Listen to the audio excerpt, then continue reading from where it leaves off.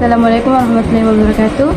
Kami dari kumpulan K5BSM akan membentangkan mengenai kelestarian dan dokumentasi bahasa suluk. Ini merupakan ahli kumpulan kami. Kami terdiri daripada 10 orang ahli. Saya sebagai Nur Jalana Bintabilillah, Nur Hikmatullah, Fatihah, Khairiyah Nabila, Nur Aizuhana, Nur Izurin, Nur Azimah, Hanisa, Syahira dan juga Nur Nabiha. Saya sebagai Nur Jalana Bintabilillah ingin menerangkan mengenai pengenalan. Sebenarnya, bahasa suluk ini merupakan bahasa penutur yang digunakan oleh masyarakat berbangsa suluk di wilayah Sulu di Filipina. Menurut sejarah, bahasa asal suluk ini merupakan bahasa asal orang Tagiyama. Pada awal abad ke-17, sebenarnya bahasa suluk ini telah dikesan sebagai salah satu bahasa yang dituturkan di Sabah. Hal ini disebabkan oleh proses migrasi dari kerajaan Sulu di Filipina Selatan. Selain itu, pertembungan jalur perdagangan antara kerajaan Sulu dan kerajaan setempat di Sabah telah menyebabkan kerajaan Sulu berjaya memperluaskan pengaruhnya di sebahagian wilayah utara Borneo. Dengan seiring berjalan waktu, semakin bertambah jumlah penduduk suku kaum Suluk yang bermigrasi dan menetap di pelbagai wilayah pesisir pantai timur Sabah, antaranya daerah Sempona, Tawau, Sandakan, Ladatu, Kunak dan lain-lain. Disebabkan berlakunya migrasi ini, penduduk Suluk yang menetap di Sabah telah memperkenalkan budaya dan bahasa mereka kepada penduduk setempat lainnya. Dan pada akhirnya, bahasa suluk akhirnya mula dipergunakan sebagai bahasa komunikasi antara penduduk suluk dengan penduduk pribumi lainnya di pelbagai daerah. Status bahasa suluk. Bahasa suluk merupakan bahasa lingua franca di wilayah Kesultanan Sulu termasuk Borneo Utara Sabah. Bahasa suluk yang dituturkan oleh etnis suluk ini adalah mirip dengan bahasa Melayu lama yang bercampur dengan bahasa Arab dan bahasa etnik lain di sekitar Sulu dan Mindanao. Bahasa Tausuk atau lebih dikenali sebagai bahasa suluk adalah salah satu daripada 7,111 bahasa yang hidup di dunia. Menurut laman web analog, bahasa suluk berada pada kedudukan skala logaritma 10 kuasa 6, iaitu dengan lebih 1 juta penutur primer dan sekunder. Pada tahun 2000, seramai 1.1 juta penutur bahasa suluk di seluruh dunia. Seiring dengan arus globalisasi dan urbanisasi yang berlaku, status perkembangan bahasa suluk dilihat semakin merosot. Hal ini kerana kewujudan banyak bahasa dominan yang digunakan oleh masyarakat sebagai bahasa pengantar utama dunia. Penggunaan bahasa suluk semakin kurang digunakan sehingga menghadapi cabaran dalam mengekalkan penggunaannya. Hal ini kerana penggunaan bahasa dominan diutamakan oleh masyarakat dunia dalam komunikasi seharian. Assalamualaikum, nama saya Nur Izurin Syamimi binti Hashim, nombor metrik BA23110189, dan saya akan membentangkan bahagian faktor kami memilih bahasa suluk sebagai bahasa kajian. Terdapat 3 faktor mengapa kami memilih bahasa suluk sebagai bahasa kajian kami, iaitu dari segi simbol dan identiti. Kami ingin mengetahui lebih mendalam berkaitan asal-usul sebenar bahasa suluk dan seberapa ramai penduduk di Sabah yang berbangsa suluk masih menggunakan bahasa bangsa mereka dalam kehidupan mereka. Seterusnya, dari segi keanekaragaman linguistik, kami berminat untuk mendengar dan mengetahui cara percakapan dan ayat bahasa suluk kerana dipercayai bahasa suluk mempunyai kosakata yang unik. Akhir sekali, dari segi kekerapan penggunaan bahasa, kami ingin mengetahui adakah bahasa suluk ini sering diguna di sesuatu tempat ataupun tidak, dan seberapa kerap masyarakat yang berbangsa suluk menggunakan bahasa mereka dalam harian mereka.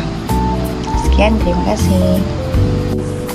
Assalamualaikum, saya Nurhanisha binti Muhammad Azhar akan membincangkan tentang kaedah metodologi yang kami gunakan dalam kajian kami, iaitu kajian tentang kelestarian dan dokumentasi bahasa suluk, iaitu salah satu kaedah yang kami gunakan ialah kaedah pengumpulan data, di mana kami akan mengumpul data, membuat pemerhatian, merekod, memilih, mengasingkan dan memahami bila data-data itu akan digunakan. Semasa kaedah ini berlangsung, kami tidak hanya memfokuskan kepada pengumpulan data, tapi kami juga memfokuskan kepada pemantauan semasa proses pengumpulan data. Contohnya, kami akan mengumpul data berkaitan tindakan semasa proses berlangsung yang dapat didokumenkan dengan jelas. Seterusnya, data akan diolah untuk memudahkan kami memberi penjelasan seterusnya dalam kajian ini. Akhir sekali, kami perlu menilai apa yang dilakukan untuk kami membuat perancangan bagi tindakan selanjutnya. Seterusnya, kaedah pengumpulan data yang kami gunakan ialah soal selidik, di mana kami akan ajukan soalan kepada responden-responden tertentu, iaitu responden yang berbangsa suluk melalui Google Form seperti yang tertera. Kami juga menetapkan 5 domen untuk kami kaji penguasaan bahasa suluk, iaitu di rumah, di tempat kerja, di sekolah, di institusi tinggi dan di kawasan perkampungan. Terdapat 2 jenis soal selidik, iaitu soal selidik bentuk terbuka dan juga soal selidik bentuk tertutup. Dalam kajian ini, kami menggunakan kedua-dua jenis soal selidik ini. Yang pertama, soal selidik bentuk terbuka, di mana kami akan mengajukan soalan kepada responden dan responden bebas untuk menjawab berdasarkan isu yang dikemukakan. Contohnya, kami menggunakan jenis ini dalam soalan yang ke-6 dalam Google Form kami, di mana kami ingin mengetahui sebab bagi jawapan mereka mengenai tahap kepupusan bahasa suluk. Dan yang kedua ialah soal selidik bentuk tertutup, di mana kami akan mengajukan soalan yang berstruktur kepada responden dan responden hanya dapat menjawab berdasarkan jawapan yang kami kemukakan. Dan jenis soal selidik ini banyak kami gunakan dalam kajian kami. Itu sahaja daripada saya. Sekian dan terima kasih.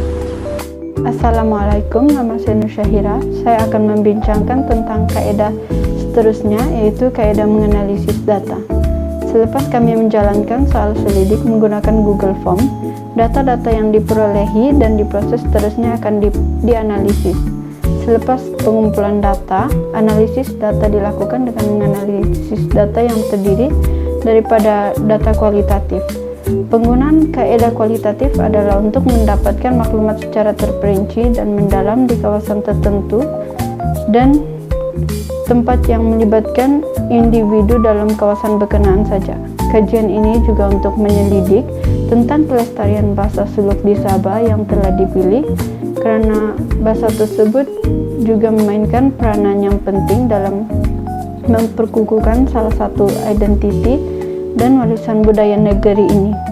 Penggunaan kaedah kualitatif untuk mendapatkan maklumat secara terperinci dan mendalam yang melibatkan responden yang berkenaan saja. Seterusnya, kaedah ini juga cenderung ke arah bidang kemasyarakatan dan sejarah.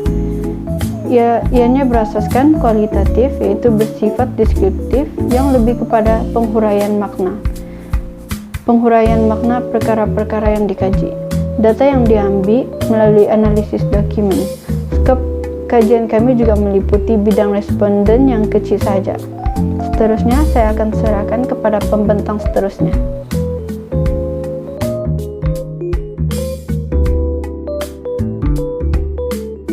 Assalamualaikum warahmatullahi wabarakatuh. Saya Nur Azmina binti Rafai dengan nomor matriks BB23110358 akan membentangkan peranan ibu bapa dalam usaha melestarikan bahasa suluk. Yang pertama, ibu bapa menjadi contoh atau suri teladan. Misalnya, ibu bapa mengajak anak-anak berkomunikasi dalam bahasa suluk sejak mereka kecil lagi, agar terdedah dengan penggunaan bahasa tersebut dari rumah. Jika mereka sudah biasa mendengar bahasa tersebut, secara tidak langsung mereka akan ikut menggunakannya dalam komunikasi seharian. Yang kedua, ibu bapa seharusnya mengambil berat dan memberikan pendedahan sewajarnya. Sikap ambil berat juga penting dalam mendidik kerana jika anak-anak mendapat kasih sayang secukupnya, mereka akan mudah dibentuk dan dididik. Pendedahan yang boleh diberikan pula dengan mengajak mereka mengikuti aktiviti adat dan amalan tradisi seperti perkawinan dan banyak lagi. Hal ini bertujuan untuk mendedahkan kepentingan menjaga budaya warisan seperti bahasa suluk ini. Yang ketiga, ibu bapa perlulah memupuk rasa cinta yang mendalam dengan membiasakan anak-anak bertutur menggunakan bahasa suluk, kemudian menyokong mereka jika mengikuti pertandingan yang mampu mempromosikan etnik suluk, memperkenalkan mereka dengan pakaian tradisional, amalan atau adat lain dan banyak lagi. Yang keempat, ibu bapa seharusnya mendisiplinkan dan menasihati anak-anak, contohnya dari segi pergaulan, menasihati mereka agar tidak mudah terpengaruh dengan gejala sosial yang negatif. Contohnya menggunakan perkataan yang kotor dan tidak baik. Kemudian, dari segi pendidikan pula, pastikan anak-anak tidak ponteng dalam pelajaran seperti pendidikan civic kerana subjek tersebut mengajar banyak kesedaran yang melibatkan warisan budaya. Akhir sekali, ibu bapa perlulah menyediakan peluang pembelajaran tambahan. Misalnya, ibu bapa memberi bantuan tambahan mengenai pendedahan bahasa suluk seperti mendengar radio atau lagu-lagu tradisional etnik suluk. Ibu bapa juga sangat digalakkan meluangkan masa bersama anak-anak sambil menonton filem, podcast, membaca buku berkaitan bahasa suluk agar mereka mendapat lebih banyak pengetahuan mengenai perkataan-perkataan dalam bahasa suluk dan maksudnya. Itu sahaja dari saya. Sekian, terima kasih. Assalamualaikum, nama saya Nur Aiza Hanasari binti Chandra, nomor matriks BE2311010166. Saya akan menerangkan peranan media massa dalam usaha untuk melestarikan bahasa suluk. Yang pertama adalah melalui internet. Internet mempunyai berbagai aplikasi yang boleh dimuat naik secara mudah dan cepat seperti Facebook, WhatsApp, Instagram, dan sebagainya. Melalui internet, kita dapat mempromosikan bahasa suluk di media sosial. Contoh, kita boleh membuat video atau membuat poster untuk dimuat naik ke dalam media sosial. Sebagai contoh, melalui aplikasi TikTok, kita dapat membuat naik video kita berkaitan dengan bahasa suluk bagi mempromosikan bahasa suluk ini. Kerana umum mengetahui bahawa aplikasi TikTok akan mendapat sambutan yang ramai. Selain itu, peranan media massa juga iaitu menggunakan televisyen dalam mempromosikan bahasa suluk. Kerana umum mengetahui bahawa dalam menggunakan platform televisyen ini akan mendapat sambutan yang ramai kerana ditontonkan oleh berbagai usia tidak kira muda ataupun tua. Bagaimana televisyen ini berperanan dalam melestarikan bahasa suluk, iaitu kita boleh membuat lakonan melalui drama ataupun filem yang berkaitan dengan bahasa suluk. Contohnya, pelakon-pelakon tersebut boleh menggunakan bahasa suluk semasa lakonan bersama saring kata bahasa Melayu di televisyen supaya orang dapat memahami dengan lebih jelas apa yang disampaikan oleh melalui lakonan-lakonan tersebut. Dan juga boleh menerbitkan cerita kartun untuk kanak-kanak yang menggunakan bahasa suluk untuk kanak-kanak mempelajari bahasa suluk. Dengan itu, melalui cerita kartun, kanak-kanak mudah tertarik untuk melihat persembahan tersebut. Penerbitan cerita kartun untuk anak-anak itu haruslah menggunakan bahasa suluk supaya anak-anak juga dapat mempelajari bahasa suluk. Seterusnya, melalui media massa iaitu radio, penyampai radio yang fasih berbahasa suluk dapat mengajar orang ramai cara menyebutkan perkataan yang berbahasa suluk. Melalui radio juga, orang ramai dapat mendengar cara sebutan bahasa suluk. Oleh itu, bahasa suluk dapat dikenali ramai jika disiarkan di radio. Sekaligus orang ramai juga dapat mempelajari benda baharu ataupun perkataan-perkataan baharu daripada bahasa suluk melalui penyampai radio tersebut. Akhir sekali, melalui majalah. Melalui majalah ini kita dapat mengiklankan bahasa suluk di majalah ataupun di berita. Kerana melalui statistik kita dapat lihat bahawa majalah juga mendapat sambutan yang ramai, iaitu 30,000 majalah terjual di Malaysia setiap tahun. Oleh itu, kita menggunakan langkah ini untuk melestarikan bahasa suluk. itu dapat disimpulkan bahawa peranan media massa melalui internet, televisyen, radio dan juga majalah ataupun berita dapat menyampaikan atau mengajak orang ramai dalam melestarikan bahasa sulung ini supaya tidak lapuk, ditelan zaman ataupun tidak pupus. Sekian dan terima kasih. Usaha untuk melestarikan bahasa suluk yang seterusnya ialah peranan aktiviti sosial. Terdapat 4 aktiviti sosial yang merupakan usaha untuk melestarikan bahasa suluk, iaitu program gotong royong. Melalui aktiviti sosial ini, masyarakat akan berkomunikasi dalam bahasa suluk sesama bangsa mereka. Program gotong royong memainkan peranan yang penting sebagai salah satu usaha dan peranan untuk terus melestarikan bahasa suluk. Gotong royong mampu membina masyarakat yang mempunyai semangat kerjasama dan sokongan antara satu sama lain. Seterusnya, pameran warisan budaya suluk. Pameran warisan budaya suluk amat penting kerana ia membawa pelbagai manfaat kepada masyarakat yang berbangsa suluk. Malah, ia mampu membina semangat untuk membantu dalam memelihara dan memelihara tradisi, adat dan seni budaya suluk. Pameran warisan budaya suluk dapat membantu memperkukuh identiti kebudayaan masyarakat suluk, terutamanya generasi muda. Aktiviti sosial yang seterusnya ialah kelas bahasa suluk. Dengan menganjurkan kelas bahasa suluk, masyarakat boleh mengikuti kelas ini tidak kira umur untuk mengasah kemahiran mereka dalam berkomunikasi bahasa suluk. Mengadakan kelas bahasa suluk membawa pelbagai kelebihan yang bermanfaat dan membantu untuk memelihara bahasa tersebut daripada terus pupus. Malah, ia dapat mengembangkan kemahiran bahasa suluk mereka dalam berkomunikasi, menulis dan membaca dengan lebih fasih. Selain itu, kempen kesedaran. Kempen kesedaran meningkatkan kesedaran betapa pentingnya menguasai bahasa suluk dan menggunakan bahasa tersebut dalam kehidupan seharian. Selain itu, ia membantu memperkukuh identiti kebudayaan suluk dan mampu meningkatkan kesedaran tentang pentingnya untuk menguasai bahasa suluk. Ia dapat membantu masyarakat generasi muda dan generasi tua menguasai bahasa suluk serta mempunyai rasa kebanggaan terhadap asal-usul mereka. Assalamualaikum, nama saya Pranavia Fatini binti Abdul Halim akan menerangkan peranan masyarakat setempat. Dalam menghadapi cabaran ini, masyarakat setempat memainkan peranan penting dalam memelihara bahasa suluk. Ahli komuniti sebagai penutur utama dan penjaga bahasa memegang kunci untuk kelangsungannya. Pelibatan aktif mereka dalam usaha memulih bahasa adalah penting untuk mengekalkan transmisi antara generasi dan memastikan kesinambungan bahasa. Masyarakat setempat boleh meneruskan inisiatif untuk mengajar bahasa kepada generasi muda bagi memastikan ia diturunkan daripada ibu bapa kepada anak-anak. Tradisi dan pengetahuan mereka boleh dikongsi melalui sesi bercerita yang diatur supaya dapat memikat penonton yang lebih muda, mengekalkan tradisi lisan, memupuk hubungan yang lebih mendalam dalam bahasa, mengukur kepentingan dan peranan dalam identiti budaya. Salah satu cara yang paling berkesan masyarakat setempat dapat melestarikan bahasa suluk ialah melalui program dan inisiatif pemulihan bahasa. Program-program ini boleh mengambil pelbagai bentuk seperti kelas bahasa, bengkel kebudayaan dan acara komuniti yang menggalak pengguna aktif bahasa suluk dalam kehidupan seharian yang menunjukkan ruang di mana bahasa suluk boleh dituturkan dan diraikan. Masyarakat dapat menanamkan rasa bangga dan pemilikan di kalangan ahli, mendorong mereka untuk mewarisi bahasa itu kepada generasi yang akan datang. Inisiatif ini bukan sahaja memudahkan pembelajaran bahasa tetapi juga mengukuhkan nilai budaya dan tradisi di kalangan bahasa suluk. Tambahan pula, komuniti tempatan boleh memanfaatkan teknologi moden dan platform digital untuk menjangkau kalayak yang lebih luas dan melibatkan generasi muda dalam usaha pemeliharaan bahasa.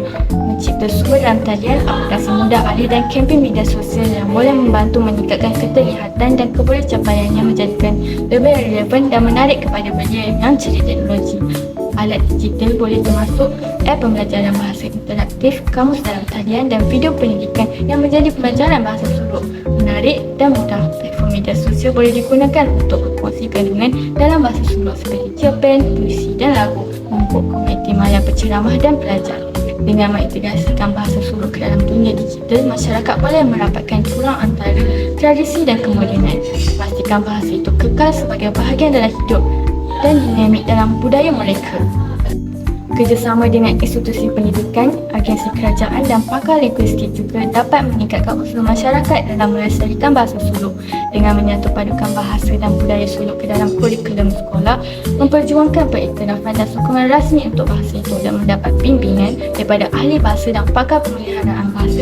Masyarakat boleh mengukuhkan inisiatifnya dan memastikan kelestarian jangka panjang mereka. Institusi pendidikan boleh memainkan peranan penting dengan menawarkan bahasa Suluk sebagai mata pelajaran di sekolah dan universiti, menyediakan sumber dan latihan untuk guru dan mewujudkan persekitaran pembelajaran yang menyokong.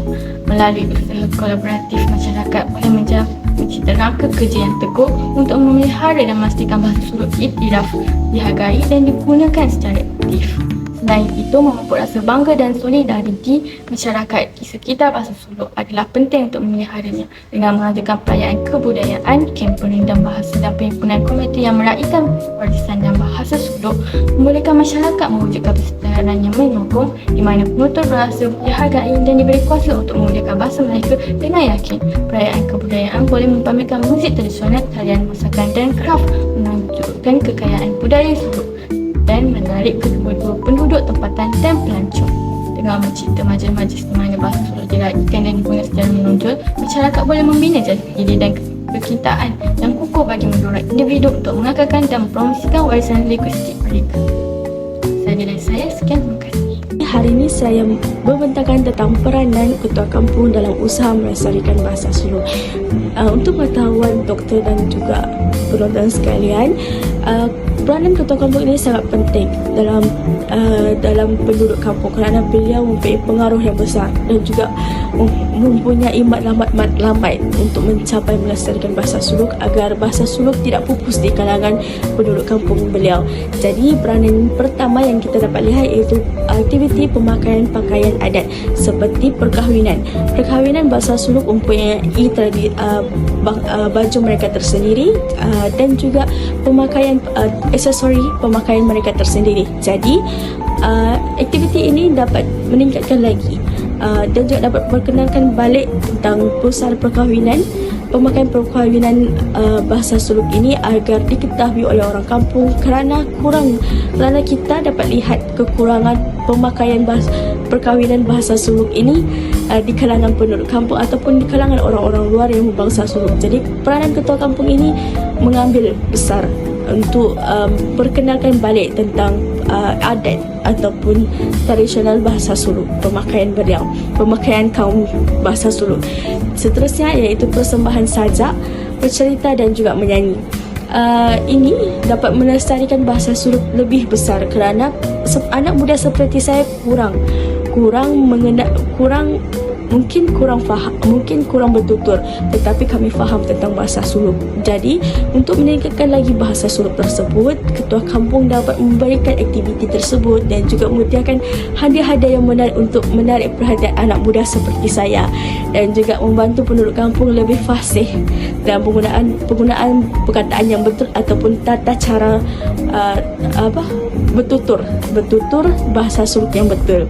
Yang seterusnya iaitu menyediakan peralatan tradisi etnik Suluk. Peralatan ini sangatlah penting kerana musik bangsa Suluk pada zaman sekarang dapat didengar kerana pada zaman dahulu muzik Suluk ini sangat terpopular dan juga muzik-muzik bangsa Suluk ini sangatlah menarik perhatian orang ramai, tetapi sekarang kurang. Jadi peranan ketua kampung dapat menyediakan peralatan untuk dapat meningkatkan lagi muzik-muzik peralatan Suluk, muzik-muzik Suluk ataupun peralatan-peralatan yang boleh mereka gunakan. Yang seterusnya iaitu menyediakan perayaan tahunan kampung. Yang ini sangatlah menarik bagi saya kerana dapat meningkatkan lagi bahasa Suluk ataupun tradisi-tradisi bangsa Suluk kepada orang luar. Kerana saya pun berminat untuk mengetahui mereka. Jadi perayaan ini dapat membantu untuk mengeratkan lagi silaturahim penduduk kampung yang kurang bergaul ataupun kurang mengenali satu sama lain walaupun sesama bangsa, walaupun sesama kaum. Jadi perayaan ini sangat penting untuk ketua kampung mengetahui penduduk-penduduknya saling mengenali dan juga saling bertukar pendapat dan juga dapat menarik orang luar untuk mengenali bangsa-bangsa mereka. Itu saya daripada saya. Sekian, terima kasih. Kesimpulannya, bahasa suluk merupakan salah satu bahasa minoriti di dunia yang berhadapan dengan ancaman kepupusan.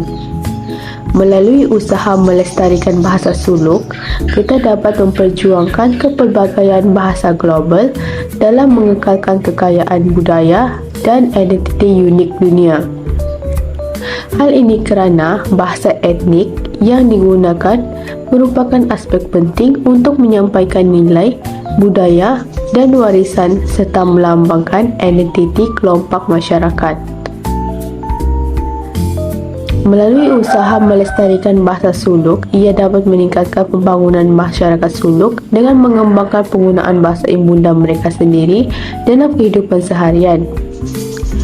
Sehubungan dengan itu, usaha untuk melestarikan bahasa suluk bukan sahaja penting untuk mengekalkan warisan budaya tempatan, tetapi juga penting bagi menggalakkan kelangsungan kepelbagaian bahasa linguistik dan budaya di seluruh dunia.